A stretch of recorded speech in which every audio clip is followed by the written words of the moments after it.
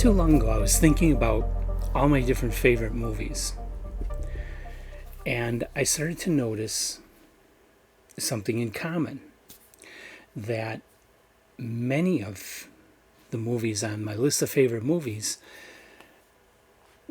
are based on books or stories by Stephen King. Now, I had, until now, never read any of King's books or stories, at least not in their entirety. When The Gunslinger was published in the magazine of fantasy and science fiction, I started reading it, but I abandoned it because back then I was just way too into the space, Isaac Asimov, Arthur Clarke type stuff, and just wasn't into something like King was writing. So I never finished it. And never read any of his other works all these years. And I'm kicking myself because I could have been buying at original prices first edition Stephen King books, starting with like The Stand. I think I started reading after The Shining was already moving into paperback, but I remember The Stand being on the bookstore shelves when I first started reading. So I could have collected all of his first editions over all those years, and now they'd be worth a fortune. Now I'll go and kick myself later. Anyway, I just wasn't interested in King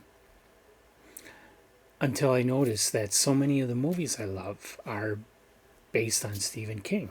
I mean, some of them I knew, like The Shining. I love The Shining from the first time I saw it on HBO, around about 1980.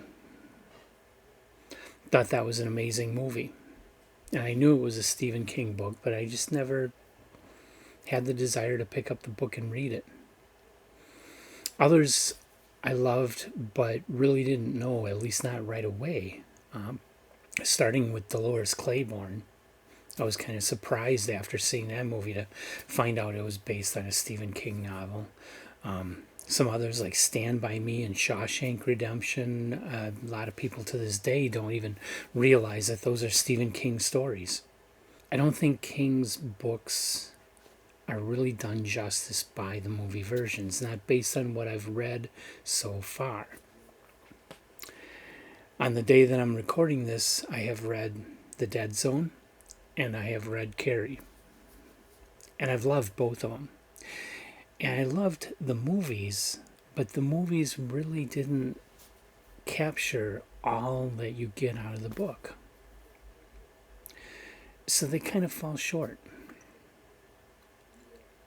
And the books are brilliant. I'm here right now to talk about The Dead Zone, the first one. I chose that with Samantha as the first Stephen King novel that I would read. And I happen to have, and call me crazy, but I've been buying collectible editions of Stephen King, even though I had never read any of his work. But I'm not sorry that I did, because I'm loving his work. They're great books. So I have this edition of The Dead Zone from PS Publishing. An expensive book, but I absolutely loved it. I wanted a really, really good collectible edition for the Telltale library.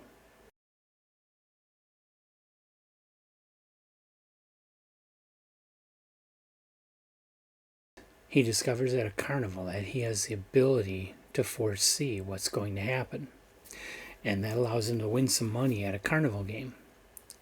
Well, he gets into a car crash and he's in a coma for 4.5 years, and when he comes out, his powers have been magnified so that now if he touches you, he'll see your future. But it seems like it's only if there's something catastrophic in your future. If you're going to live a normal, happy life, he sees nothing. But if you're going to burn alive inside a house fire, he'll see it. So he has this ability. And at first he wants nothing to do with it because people start treating him like a circus freak. And he doesn't want anything to do with it. But later on, he starts to think he should use his power. I'll stop there because going any further, I would have to start getting into spoilers. I don't want to do that. But I will say that the story hinges on the basic question. If somebody gave you a time machine and sent you back to like 1933 with the mission to kill Adolf Hitler, would you do it?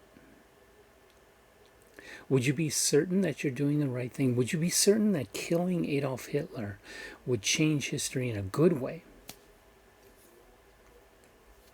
I mean, a lot of atrocity happened in World War II, but maybe it was ultimately for the best. Maybe ultimately a lot of good came out of that conflict. I don't know.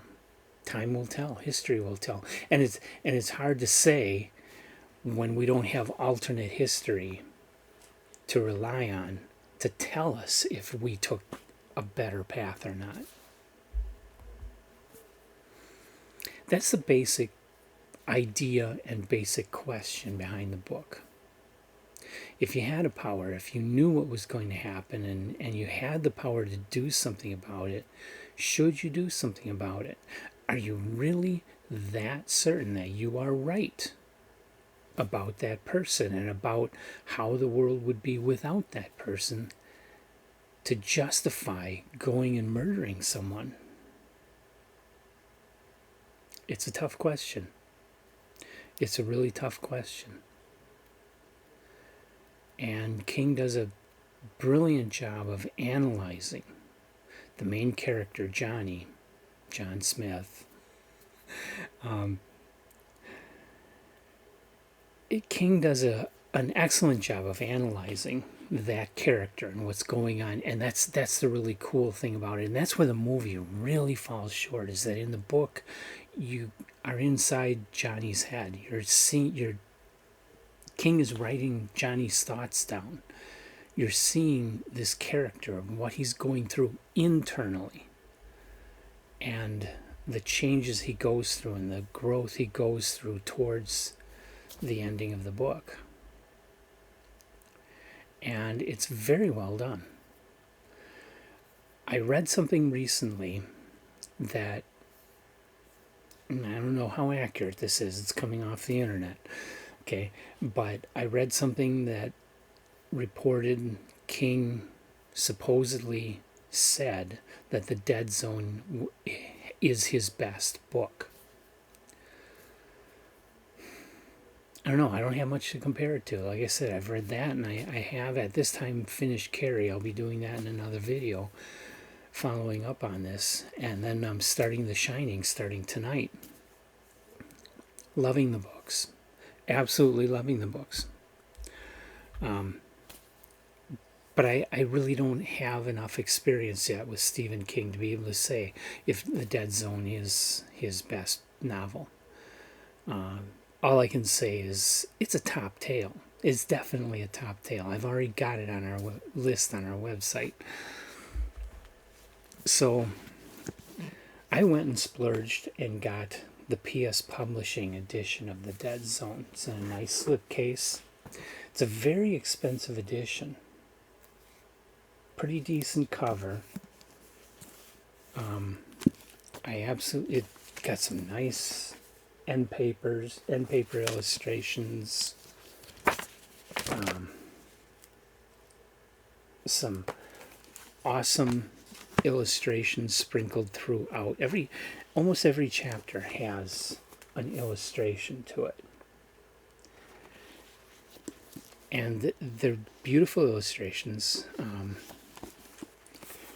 almost photorealistic, and most of them are these extreme close-ups like this, and very, very detailed, but in an almost airbrush style. Let me see if I can find the illustrator's name. I don't offhand know who illustrated this.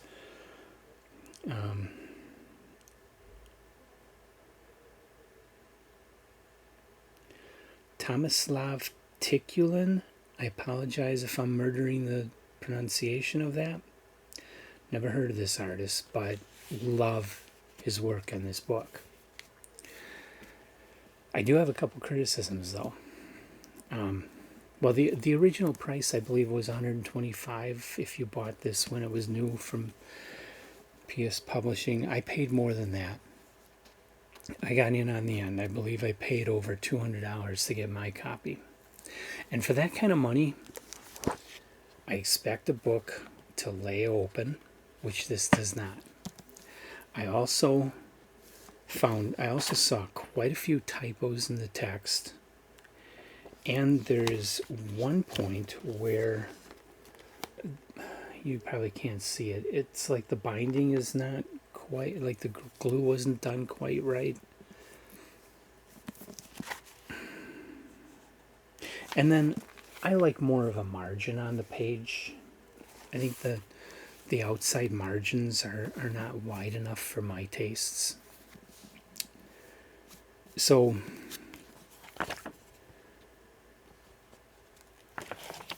I don't want to say the book isn't worth it. I don't want to say the book isn't good. It's a beautiful book.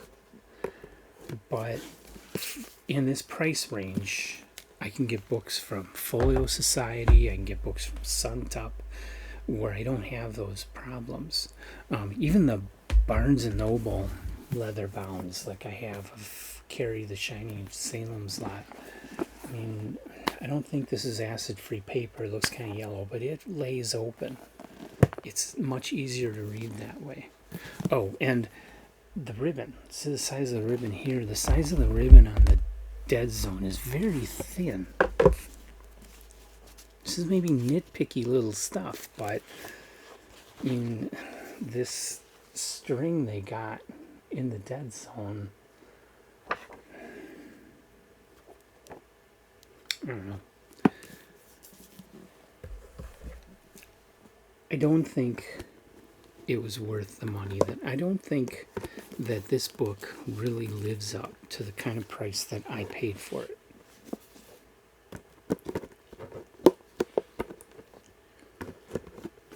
So I do have on pre-order Cujo from PS Publishing. We'll see if that one's better. Maybe this copy just wasn't the best one that rolled off the press. We'll see how another copy of a book from PS Publishing holds up. But otherwise, I think I would look at some of the other publishers for Stephen King titles. I'm not so sure I'm sold on PS Publishing yet. I'll give them some more chances, but based on the Dead Zone, it's just not up where the others are.